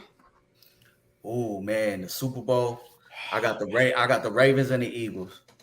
I'm gonna ride with the Ravens. I'm gonna ride with the Ravens and the Eagles. I still think the Eagles are stout on both sides of the line. I don't think they run away with their division like they did last year, but the NFC is very ass outside of the Eagles and the Niners. I mean, we got to see Brock Purdy do it again, So I don't know what competition the Eagles are gonna have. So I really do like the Ravens this year, and I'm gonna ride with the Eagles. I think they got. I think they have all of the talent in the world to get there. Now, a lot of people need to take into a fact that they just lost their OC to be the head coach for the Colts. They lost their DC to be the head coach for the Cardinals, or the substitute teacher for the Cardinals, whatever you want to call them. So, it's tough, but I think they have everything you need, and I really like what's in between. Jalen Hurts' ears, because I think he's cerebral. I think he's smart, and I know it's hard to say somebody outplayed Patrick Mahomes when Mahomes was holding the trophy at the end of the night, but he did. Jalen Hurts showed that he belongs, so I think he's gonna come back with a chip on his shoulder, and I got the Eagles and the Ravens. Everybody all season, follow Mikey for all your gambling expertise on this show. He's Junior_Solito on Twitter. He's gonna be giving y'all picks. We're gonna be making these videos too, so y'all can make some money. Follow him on the road to success. So, Mikey, you got anything you want to say? You want to get up out of it before you enjoy your holiday weekend? Nah, man, I want y'all to be safe, and next week, stay tuned. We're gonna be talking a little Justin Fields when I'm back. Oh yeah. The local hour is going to be where we fight. I guarantee you every week the local hour is where you're going to see supreme shit on this show. So 100%, 100%, because you like to say you got your media hat on. But I know deep down when we start talking, that be the fan in you that's texting, and you don't want to admit it. So, No, it's a battle. It's a 7-game series where media is winning right now. But, Mikey, we'll be back with you next week as we get ready for our week 1 preview show, man. So we'll holler at you next week, bro. I'll holler at y'all, my guys. Yes, sir. So we're going to get right back into the QB tier thing, man. So let's just go right back into it. So pretty much what we're going to be doing here is we're going to speed round through the rest of these joints of what we've got going on. So the next quarterback I have on here is Tua Tagovailoa in Ross's. You fucked that all up. I did, but that's how he fucked it up. That's how he fucked it up. I'm throwing out the real quick D-so. He D-so. You know what I'm saying? He D-so with the right people around him. Yeah, I think he's decent. He's decent. Like the concussion scared me going forward because he went one hit away from being out of here.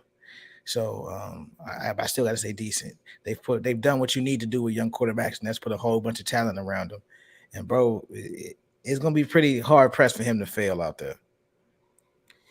Yeah, I kind of agree with that a little bit. I think that when you come to this, the injuries definitely is the worst part of it. But I think that he I don't want to say hella decent because I don't really even know if it's him or the receiving core yet. But I do think that it's something where he's not bad either. So I guess he's not mid either. So I'm gonna just put him in regular decent. He's not hella decent, but he's regular decent. Mm-hmm. That's where I'm gonna go with him. All right, who else we got? So next we've got Mac Jones. Huff. He's Huff. He's big Huff. That's exactly what I'm going with Mac Jones on that, man. Aaron Rodgers. I mean, elite. Pass. Yeah. Pass. He's elite. Bro. He ain't in Green.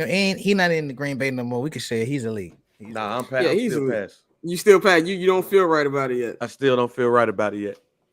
Pass. Fuck dude. All right. I'm going to say he is definitely elite. Kenny Pickett. This is an interesting one. I like Kenny Pickett's trajectory, but I don't 100% trust quarterbacks with 2 gloves on. I want to say decent. I want to. Like, because George Pickens is over there. And that boy cold. I want to say decent, so I'm going to stay at decent. I'm going to say decent. I watched Matt Ryan put up a lot of good numbers with 2 gloves for a very long time, so I'm not as anti-2 gloves as most. I think Pickett and Mike Tomlin and them, they're going to have them right every Sunday. Mm-hmm. We know they're going to come in prepared every week. So I got them at I got him as decent. Okay, I'm gonna go with I'm gonna say mid for right now because I want to see him actually play, but I think his ceiling for this year is decent. Let's go to the NFC. Desmond Ridder. Cool. We'll get this to you. Ridder right now, I got Ridder. I got him in the mid tier, but I think he's probably going to be Huff. I don't expect him to succeed. I think they've put everything around him to succeed with Bijan. Tyler Algier had a great year last year running back. You get Kyle Pitts back. You got Drake London, who I think is a really good wide receiver. And a lot of their offense last year struggled because Marcus Mariota is extremely Huff. So everybody looked really bad. So if Ridder can, like I said, complete passes in the short to intermediate game, which I think he can, they're not going to ask Desmond Ridder to win them games. That's not going to happen. Desmond Ridder. I got him in the mid. Desmond Ridder is going to be a great college coach one day.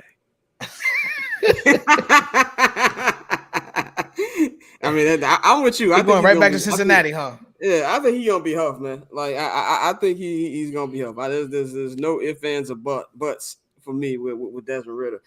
Arizona Cardinals. We just gonna put y'all ain't low. Y'all ain't low. That's all I'm gonna say about the Arizona Cardinals. Y'all are not low. Y'all not fooling anybody. Hey, hella decent.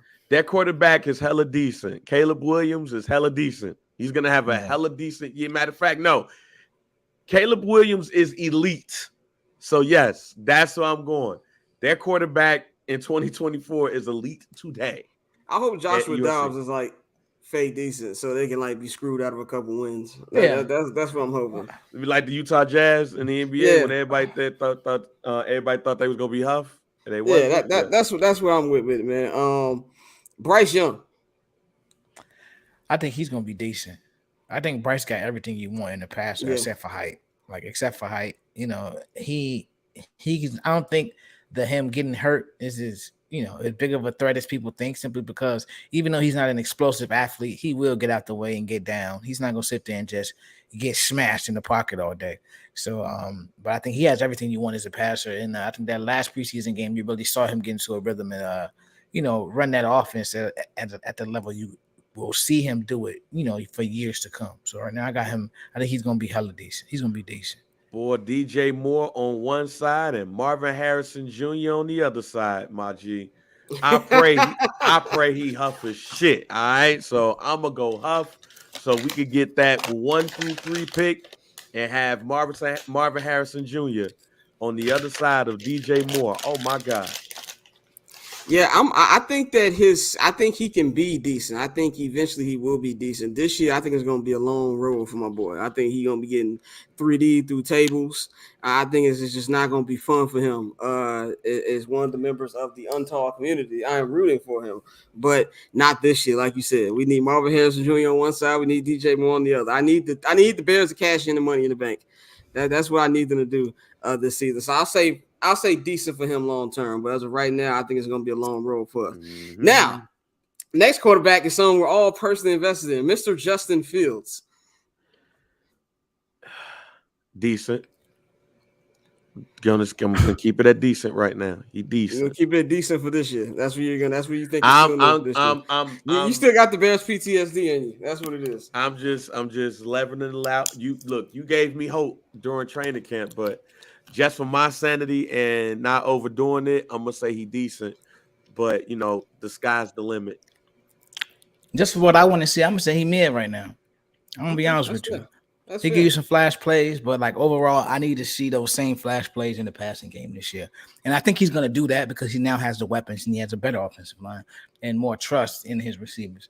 So I think you will see it, but until I see it, when I see it, I'll put him in that decent category because he has all the tools to be hella decent. But I'm gonna say he mid right now.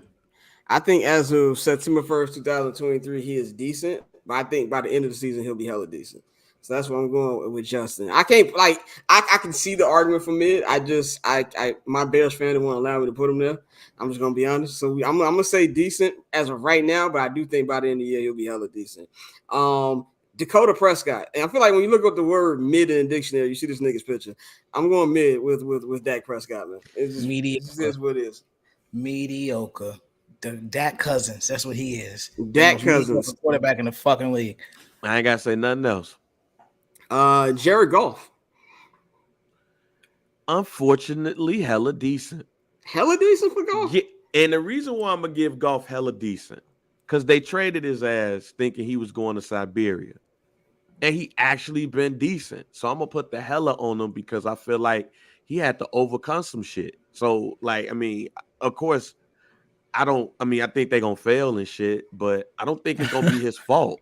Like, I don't think it's going to be his fault. Like, I have to give Jared Goff his respect. So I'm going to say hella decent. I'm going to say mid. I got to go with mid with Goff. Like, I think, what really turned me off to Goff was when they said, Sean Payton would be in the, not Sean Payton, Sean McVay would be in the headset for as long as he possibly could, telling him what to look at, what to look for, and then they'll turn that bitch off and let him run the play. So, I mean, when you need that much help and you need that much around you to be right, the highest I can go on him is mid. Like, but that nigga Sean looking hella funny in the light right now. So, oh yeah, very much so. I'm gonna go mid too for Jared Goff. I'm not buying it. It's not a shock that the Rams won the Super Bowl the minute he left. I don't think that's a coincidence whatsoever. I'm going mid for him.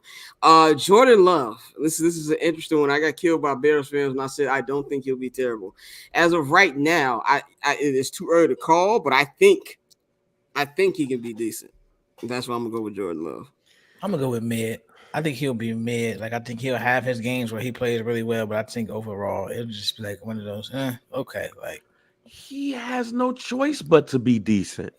He's been in that offense all that time. They don't have no bad weapons. So I expect him to be, honestly, hella decent. That doesn't mean they're going to do shit. But when you have all of that time invested, man, he can't not be Huff. So yeah. I'm gonna give him hella decent. I'm gonna give him decent with a chance of being hella decent. Matthew Stafford, the former Detroit Lions quarterback. I'm actually gonna say hella decent for Stafford. I'm gonna say Stafford's hella decent. I'm gonna say D-so and old as fuck because he over there pillow talking with his wife. He tired of these niggas playing gunner in the locker room. Yeah, he tired of shit. That nigga not gonna be. He's not gonna be with the Rams probably for the rest of the season and shit. So I'm gonna say D-so and old. Yeah, he decent. I gotta give Matt decent. Give him his props. He finally got a Super Bowl. He was wasting away in Detroit. But it's almost time for him to just call it a career. Head on home. Go home, be a family man. Kirk Cousins. I think we all answered along to him mid. Derek Carr. Mid. I'm gonna say this season he's gonna be hella decent. Hella decent? You give Carr hella decent. Man, him. He wasn't hella decent with Devontae Adams. Yeah, but it's the division he in. Okay. It's the division he in and the team he around. I'm not going to be one of those people that say, the New Orleans Saints going to be one of those shocking teams, but they're going to be hella decent in that weak ass division, G. So he's going to look, numbers wise, he's going to look hella decent. What you got about Carr, Dante? I think he's gonna perform well in this division. I still, when we get into our division picks, I don't think they're gonna win this division, but I do think Carr is gonna play really well. Like, he's never been, terrible, and putting him with check down Mike, the slant king himself, Michael Thomas, slant boy. Like, I think that's gonna help them a lot. So I do think Carr's gonna have good numbers this year. I'm gonna got a couple more here. Daniel Jones. I think he's mid. I'm sorry. I think he's mid. I'm not falling for that little bullshit last year against the Vikings. He's off. Jalen Hurts. hella decent category, but I want to see it again. I want to see it again. Because of what they have around him, he elite. He got 2 number ones. Oh, because he got what he got around him. He got 2 number ones. Okay. The offensive line is one of the best offensive lines in the NFL. He good at the running back position.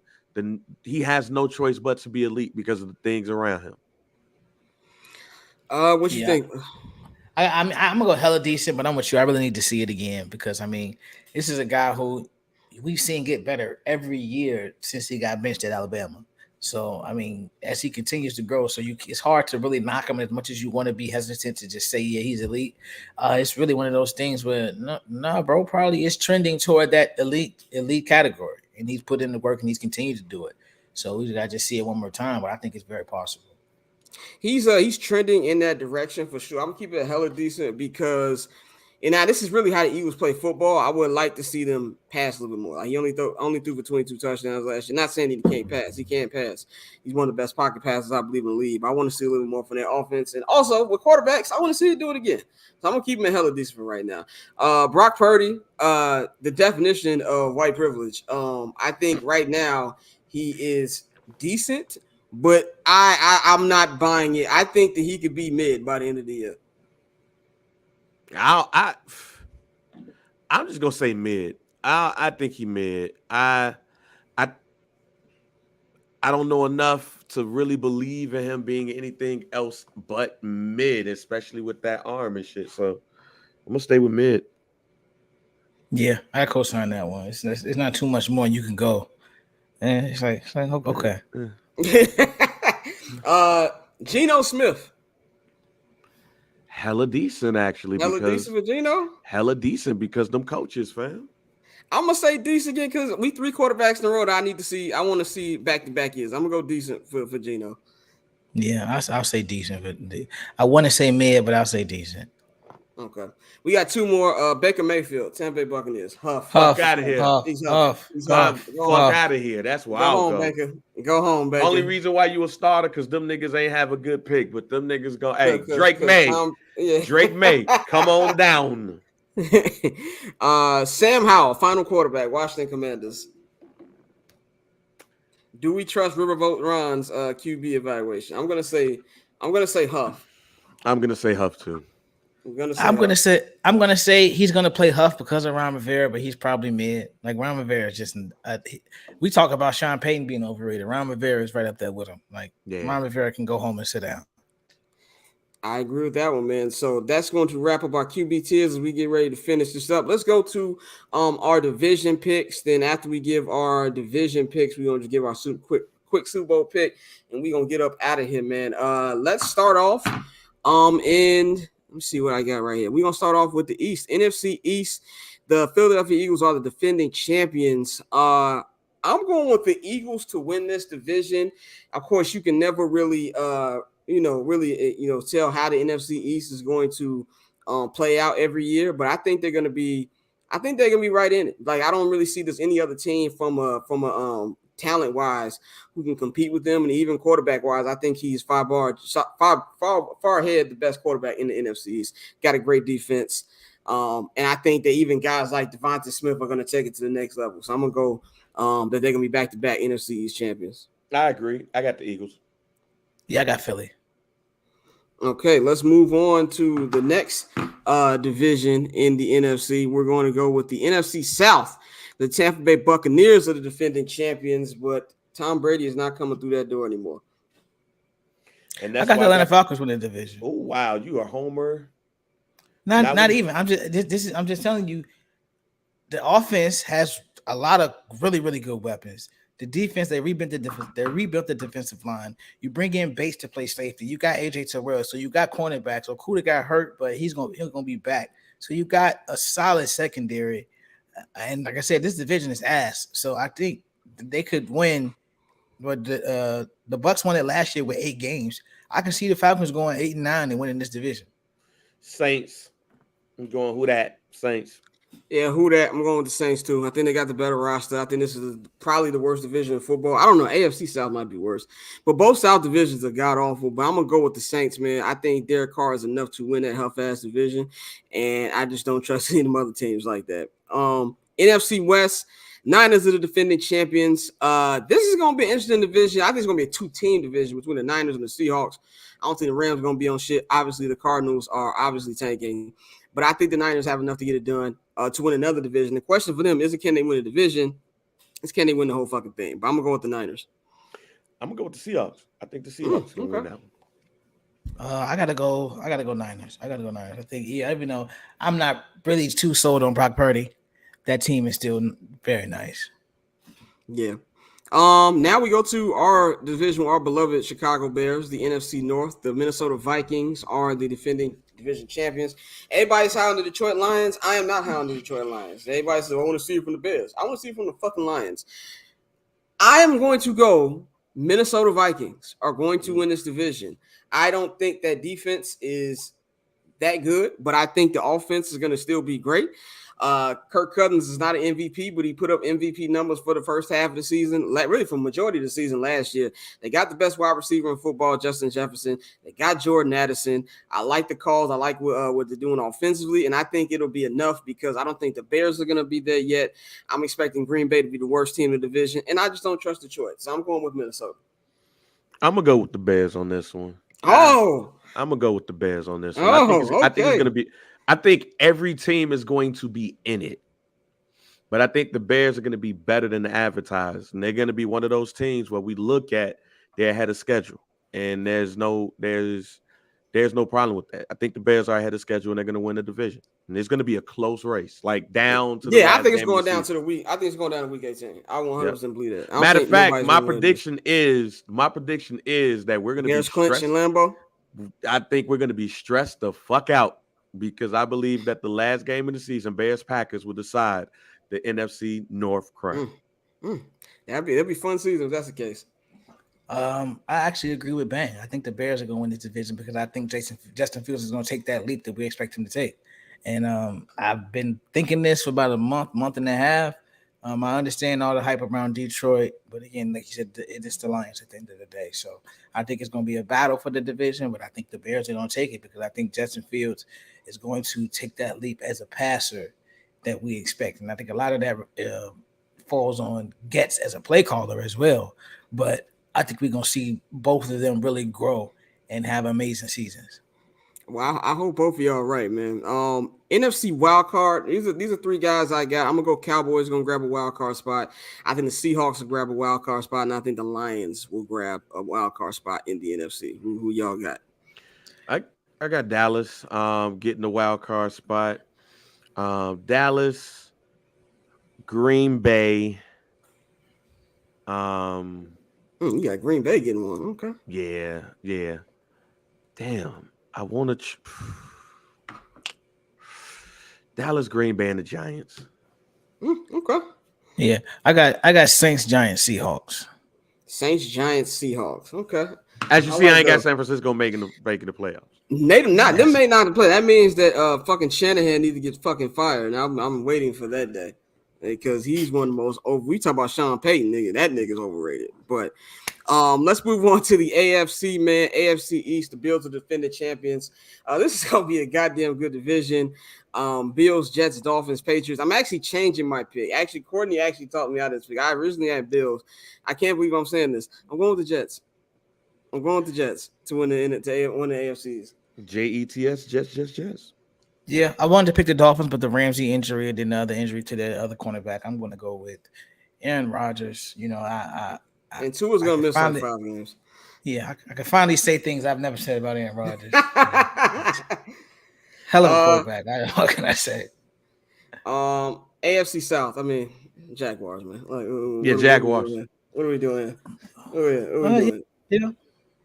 Jacksonville Jaguars. It's gonna be a good year for Trev. So, AFC West, Chiefs defending champions. Of course, we got the Raiders, Broncos, and Chargers. I'm rolling with 15. G. Like I'm rolling with 15 to the wheel fall off.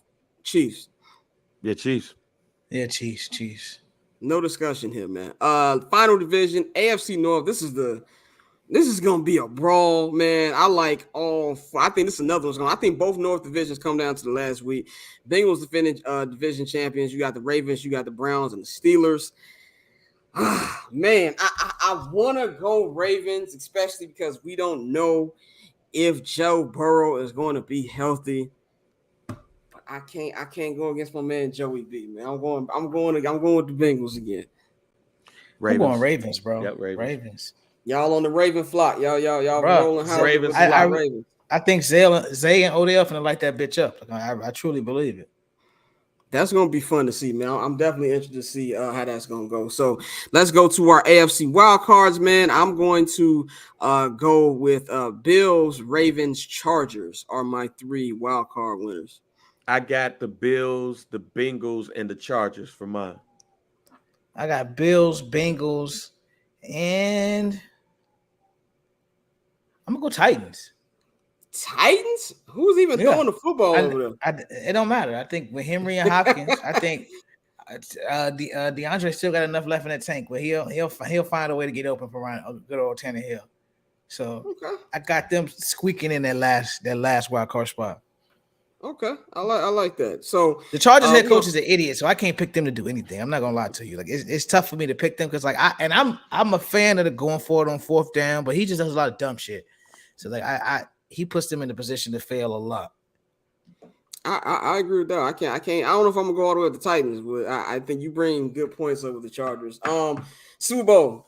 Who we got in the Super Bowl? Who's gonna be in Vegas? This is gonna be the nastiest Super Bowl of all time. I got Eagles Jets, bro. I agree with Mikey's Super Bowl pick. I think Eagles Jets is gonna be the Super Bowl. It's gonna be a slobber knocker. I got the Eagles versus the Jacksonville Jaguars. Okay, you real high on them niggas. Nigga, I think let me give you my hot take out right now. Trevor Lawrence for MVP. Trevor Lawrence for MVP. And Calvin Ridley is going to burn these niggas for suspending him. So I got. I forgot about Ridley. Man, but nah, I got Trevor Lawrence for MVP and Jacksonville Jaguars versus the Eagles. Okay, the Doug Peterson Super Bowl. I'm gonna be cliche here, man, just because I'm not creative whatsoever. I think we're gonna have a rematch. I wanted to pick. I don't know who to pick out the NFC. And the AFC has a lot of good things, but Pat to me is gonna be like with Brady. Like, can you beat him? Can you beat 15 when the marble's on the line? And I just don't think nobody can do that. So I think the Chiefs will play the Eagles in a rematch, and they're going to win the whole thing again. Then we back to back, and they will officially be a dynasty. I got the Jacksonville Jaguars win the Super Bowl, y'all. It's gonna go out. I'm going so up. Duval gonna be partying. Duval gonna be partying, man. I got the Jacksonville Jaguars winning the Super Bowl. And then Bears fans are gonna be crying about, well, Justin Fields can't even win the division. And you already know where we going, fam. Yes, sir. Yeah. Yep. You know, I got Jalen Hurts and the Eagles winning the Super Bowl. Okay. I think Jalen goes back, and I think he gets when he beats Aaron Rodgers in the Super Bowl. I'm going to come back and play this when he gets closer to the Super Bowl to see exactly who was right, how far off we were in a couple months, man. But that's all we got for y'all today. We appreciate everybody for watching on the live stream. This will be on H&B Media TV too. Going to be uploading that as soon as we get done recording this. If you don't have time to watch the video, of course, we can make segments, we're making clips, but all the audio will be on the Barber's Chat Network audio. All podcast platforms, it will be on there, so you can check that out if you just, running around, you want to hear it in the background. So, to follow us on Twitter at BarbChatScott, at OctoberZone Tate, at JR Bang. Follow the Barber's Chat Network at BarbersChatNet. Subscribe to the Patreon, patreon.com/Barber's Chat Network, and come out to our event next week, this upcoming Thursday at Haymarket Pub and Brewery in the West Loop of Chicago, Illinois. That's 737 West Randolph Street, and will be hosted by JR Bang. On the ones and twos will be the label. This is the Barber's Chat Network of 79th and Hallis Chicago Bears season kickoff party. The Barber's Chat Network merchandise store is going to be launching this fall. If you want to get the first taste of the dope, I got limited edition 79th and Hallis t-shirts that will be at the event. Come through, get yours. RSVP, like I said, it's free entry. So even if you don't RSVP, you'll still get in. But RSVP, help a nigga out so I can get a head count pause. And then also, if you want to enter in the raffle, we got 3 different prizes for the raffle. Third place prize is you get a 6-pack of beer brewed by the great people at Haymarket Pub and Brewery. Second place, you get a 79th and Hallis t-shirt. And for first place, you and somebody else will be going to a Chicago Bears game this year at Soldier Field. The raffle tickets will be $10. You can go to the bcnet.com right now. Click on the flyer. It'll take you right to the Eventbrite where you can get your raffle ticket. If not, you can always get them shits at the actual venue, man. So pull up. Hope to see y'all at the event. Y'all pulled up for the last 2 events we've had. So before we get up out of here, Bang, Dante, anything y'all want to tell us before we get up out of here? We good to go. No, man, other than what you just said, man, shouts out to Stephen A. Smith for being as petty as he wants to be, because Front Office Sports announced the numbers for Undisputed and First Take, and Undisputed numbers actually dwindled throughout the week. So it started off at like 140 plus, and then now by the end of the week it went down to 78,000. So, hey, man.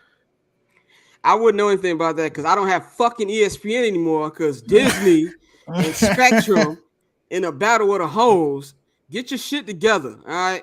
Like I can't. I need to wake up to this shit, man. Like get it together, man. But Dante, anything you gotta say before we get up out of here? Yeah, bro. You know, y'all catch me all your baseball content at MLBBro.com. Just remember, I don't write the headlines. I don't pick a lot of the shit. It's not me. It's not me. You know, we got like Apple with posting.